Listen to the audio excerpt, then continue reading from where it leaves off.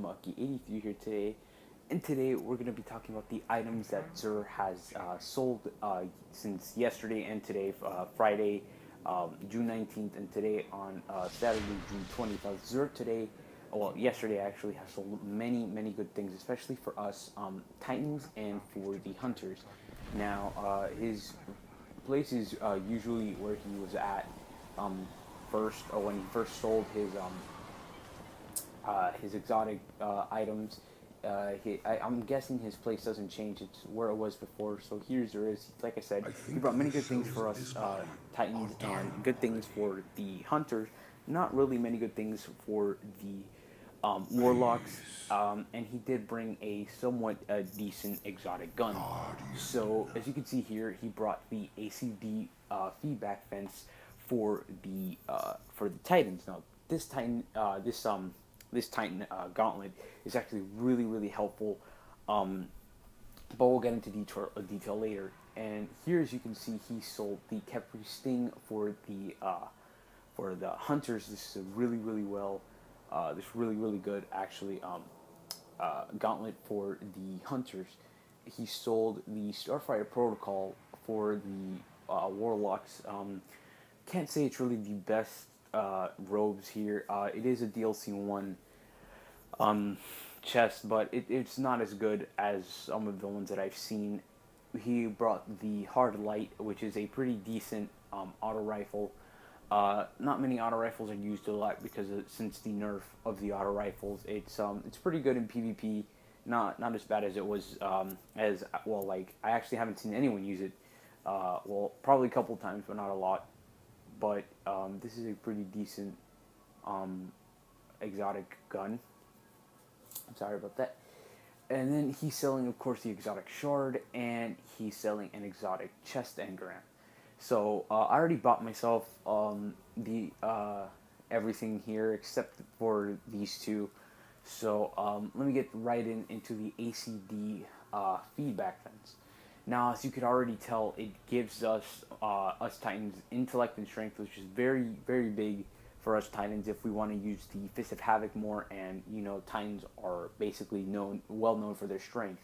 So straight into the perk, we can see that Rain Blows. Basically, it increases our melee attack speed, and this gauntlet here is mainly for mailing. Like how I like to view things is that there are armor that's more lenient towards one subclass than the other, or they're just completely neutral, where it's good for either or. It's not really good, or it's not bad for them. So it's this one is definitely a neutral, but I like to see this one more lenient towards a striker using it, normally for its special perk. So Rainbow is definitely a good perk for this exotic gauntlet. And next we have the Brawler's Charge, which replenishes super energy when you kill an enemy with a melee. So see, this is where it ties in with the intellect.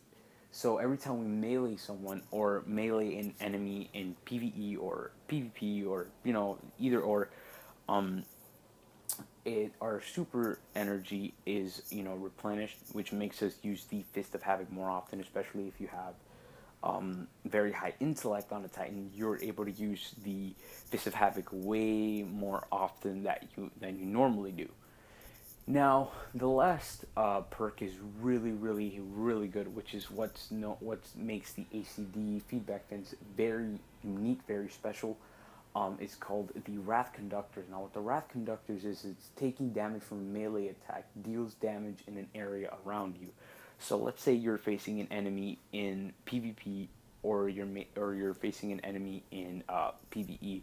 So let's say that enemy, whether it be in PvP or PvE, they melee you. Um, Basically, they take damage from meleeing you. So let's say you're in a situation where you're like on the verge of dying, and that person ends up meleeing you, or that enemy ends up meleeing you, and you die.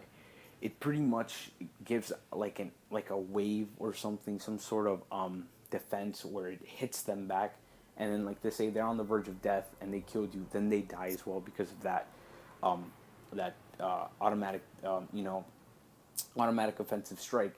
Not only does that affect the person or the enemy that has meleeed you, but it also affects the other enemies that are around you. So let's say that you're in, I don't know, you're doing a raid such as Crota or something, and an acolyte manages to melee you and you die. That acolyte can gain damage, and so can a bunch of other enemies around that acolyte, because they like to come in groups, just like thralls. Or in PvP, if there's a bunch of enemies surrounding you, if you're doing control or something, and you get meleeed by like a Titan or something, that Titan gets hurt, and the other people that are around him gets hurt. So this is basically good. I like to see this more as a striker gauntlet, but it could definitely be used for the defender as well. Um, but what I kind of see bad about the Wrath Conductors is, what if you are against I don't know, a warlock that when they melee you, they get a defensive shield, or a defender. What if they have their their melee ready, and then they melee you, and then it hits them, yeah, but it only takes off their overshield that's on them, because when the Titans, when the defenders melee, they get a shield for a short amount of time. So that's what really worries me. But honestly, I wouldn't make you guys worry about it too much, because these gauntlets are probably the best ones out there, knowing that there's only like 3 gauntlets, including this one. So this is basically the best one in my opinion. Best one that I've seen so far. Better than the Ruin Wings in my opinion. But yeah, so this definitely, if you hunt Titans, haven't gotten this, make sure to get it. It's only 13 strange coins. If you don't have many, I recommend for you guys to do Prison of Elders at a level 28. That's how I got mine, because I started spamming it and I got many strange coins off of that. Now next we go into the Khepri Sting, which is another DLC to a gauntlet, exotic gauntlet. Now I do apologize, there's no preview because I don't have a hunter. So as you can see here, this is mainly strength, mainly for its perfect, amazing perk that it has. So this one is definitely leaning towards you blade dancers. Now I do apologize for you gunslingers, but this is mainly towards blade dancers. So as you can see here, the primary weapon loader, you can definitely see this is good for any class. So like, basically it's very self-explanatory. The reload of your primary weapon is way faster, especially if you have a very, very high reload on a gun, such as the Hardlight, which it has a very, very high reload. Or like if you have the Gjallarhorn, and the Gjallarhorn's reload is like all the way full, maybe this as well it helps it reload even faster than what it normally does. So it definitely is very good, especially if you're using a gun that has very low reload speed, maybe such as the Universal Remote. I'm pretty sure that has a very low reload. Or maybe you want to make it faster, and maybe you have the Vex Mythic class or the Suros. It definitely makes it way faster, which is what I see with this perk. It's pretty handy. Now, next perk we have is Invigoration. Invigoration basically reduces the melee cooldown each time you pick an Orb of Light. So let's say that you want to... This has a very, very, very special perk. So you'll see why Invigoration ties in with the other perk, which I'm about to get into now. So basically, it's self-explanatory. Let's say there's like a bunch of people, and like maybe like a blade dancer or a gunslinger or any type of class kills someone, and then Orb of Lights just drop and you just pick it up. Then your melee, you can use your melee way more often, especially if you have a lot of strength. Your melees will just keep coming back to you and back to you. Now, the reason why I see this as a very good is for the next perk here, which is the Touch of Venom. Gain invisibility after crouching in a place for a short time. Melee attacking an enemy from behind while invisible delivers 4 times damage. So basically makes you way more stronger if you get invisible and someone were to be standing still, or like you just come from right behind and just melee them 4 times the regular damage that you normally do in a regular, without the gauntlets. It's really, really handy here. So you can see why it ties in with Invigoration, because you're able to use the Touch of Venom way more often if you get Orbs of Light. and if your strength is like at 100% with a hunter, those melees will just keep coming back to you, and you're able to use it more often, and I'm more than sure this is probably stronger than the shoulder charge that us Titans have. As you can see, this is straight on brutal strength, which is something that hunters have very, like, they're able to use strength very well. So if you see a hunter with these, I advise you to stand clear, especially if they're invisible, because if they get you within their hands, I mean, I'm pretty sure it's a one-hit melee, depending on how their strength is. So I'm more than sure this definitely is really good for the blade dancers, because in the gunslingers you're unable to go invisible, but in blade dancers you are. So definitely pick this up if you're a blade dancer. It's very good. Now, next we have the Starfire Protocol. Now, the Starfire Protocol, I've been predicting for the past 3 weeks that Zero's going to sell it eventually. I was like, he's going to sell it. I'm more than sure he's going to sell it. So he finally ended up selling it. And as you can see here, it does 492 defense. It's not at its maximum like the other two, the Capri Sting and the ACD feedback fence. They're at their maximum, but basically, makes you a higher level. But Starfire Protocol is at its lowest upgrade. Like, it hasn't even had an upgrade. So I think that's how it works with most exotic chests, or chests at all. I'm not too sure, but definitely this one's good for Sunsingers here. It does a hell of a lot of intellect. It does 123 intellect. So if you guys are, I don't know, if you guys like to self-revive a lot, because I know a lot of Sunsingers use it, and it's very helpful for, especially for raids like Crota and things like that. Excuse me. So basically, it's really good. The intellect's really good. So here we have fusion rifle ammo. So if you love using fusion rifles, such as the Murmur, the Servant of Asgore, the Pocket Infinity, excuse me. I'm more than sure this is what ties in with the Vex Mythic class. So it extends, the ammunition that you can carry with it. Now we have obviously your upgrade defense, and then we have heavy weapon ammo, which is basically what the Crota legs do for every single class, which allows you to hold more ammo. Oh my god, excuse me. Which allows you to hold more ammo in a heavy weapon, which is this very helpful if you have a Gjallarhorn. A Gjallarhorn can only hold up to 5 rockets. With this perk, it allows you to hold 2 more rockets. So if you're doing Skolas or Crota or Vault of Glass or something, and you're facing Atheon, this is very helpful. Especially to you Gjallarhorn users, it's really good.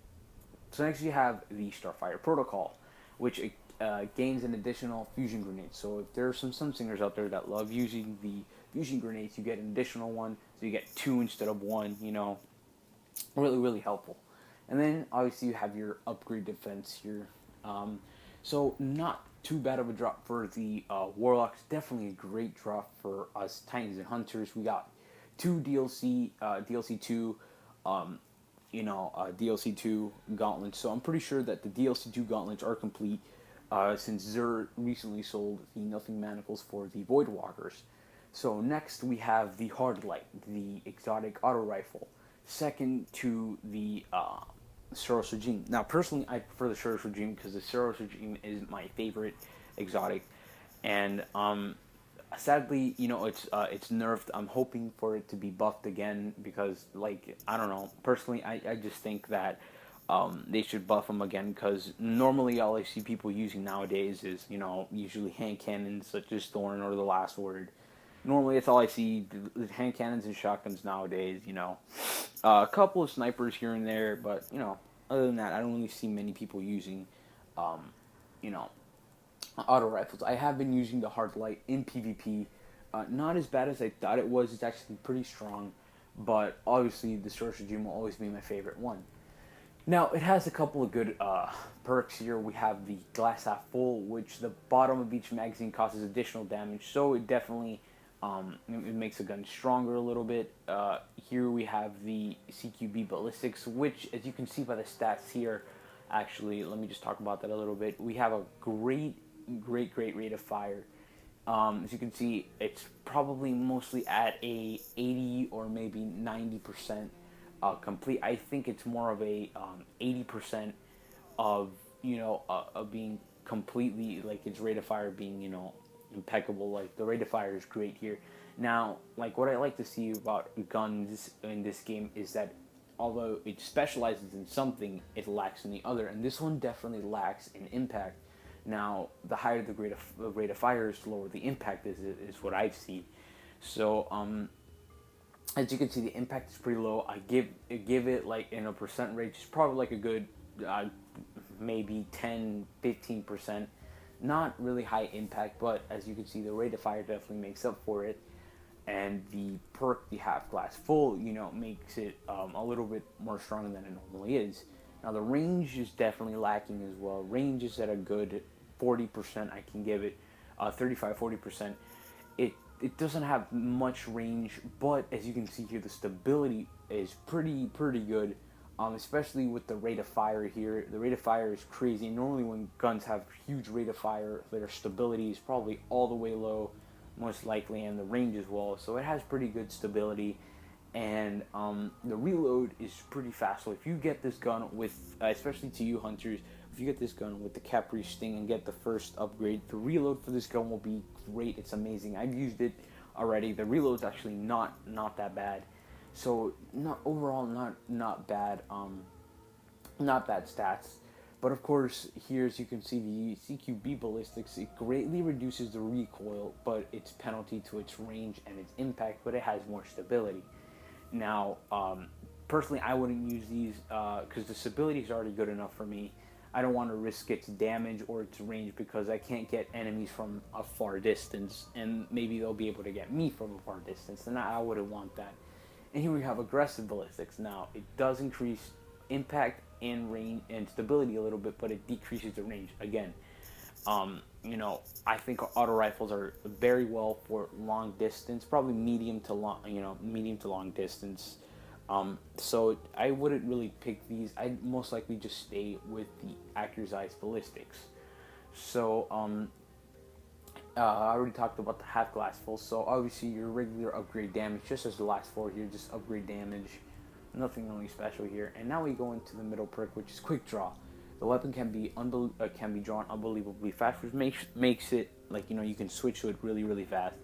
Personally, I wouldn't use quick draw. I don't really like quick draw. Just as something else, I think you can aim the gun really fast. Or yeah, I think that's what it is. And next we have fitted stock, which increases the weapon stability. Now, I would use this instead of the the CQB ballistics. But if you're planning on going all the way, just stability, so you can just like hold down the gun and make it, make it just shoot regularly without it like flying out of your hand, I would definitely go with CQB ballistics and the fitted stock, which basically makes the stability at 100%, especially not even decreasing its rate of fire. Now I would stay with the Accusized ballistics and go with fitted stock, so that way the stability is still great and it doesn't affect my range and or my impact.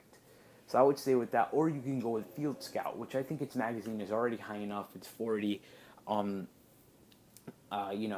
but if you guys want to like increase the clip, definitely go for that. Or probably won't increase it by a lot, probably by 50 or so, maybe a little bit higher or lower. I'm not sure. I haven't used it yet. I haven't gotten to these perks, but definitely go with fitted stock for me.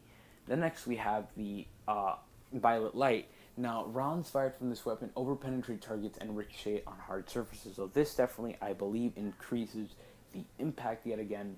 And it could actually bounce off hard surfaces from like walls or the floors or something. So, if it hits the wall, it'll probably hit your opponent. There's a slight chance it might, or most of the time it won't.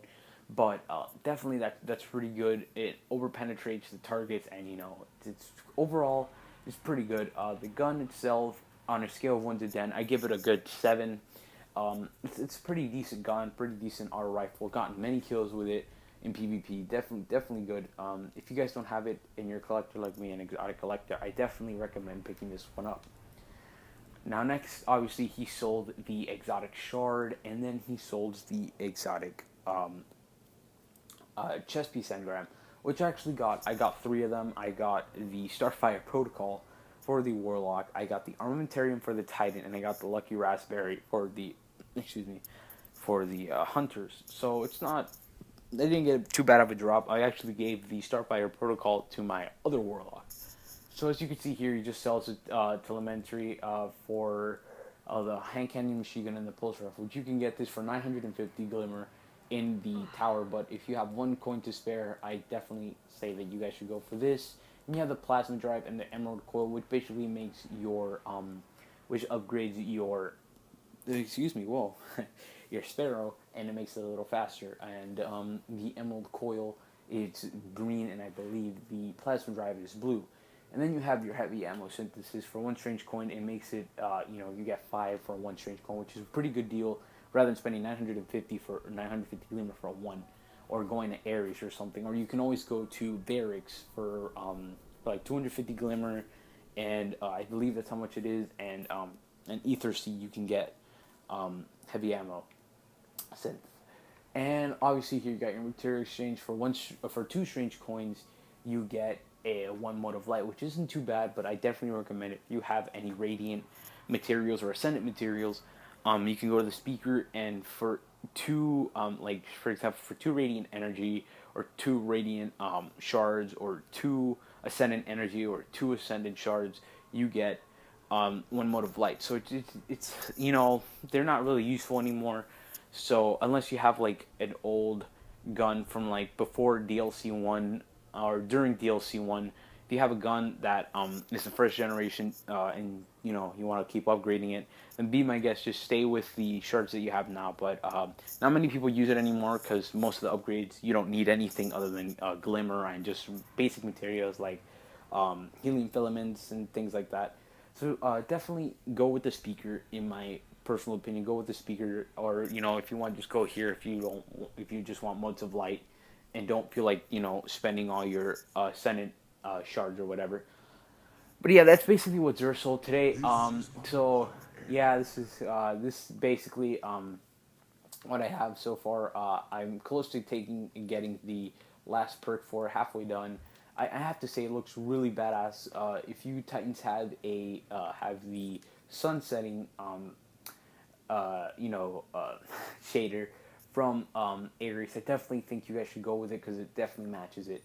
But yeah, that's basically it, guys. Thank you so much for watching, and make sure to subscribe to my friend, which I'll be leaving his YouTube link down below. Make sure to subscribe to him, and like this video, subscribe for more content. Definitely be making some more Destiny videos if you guys want.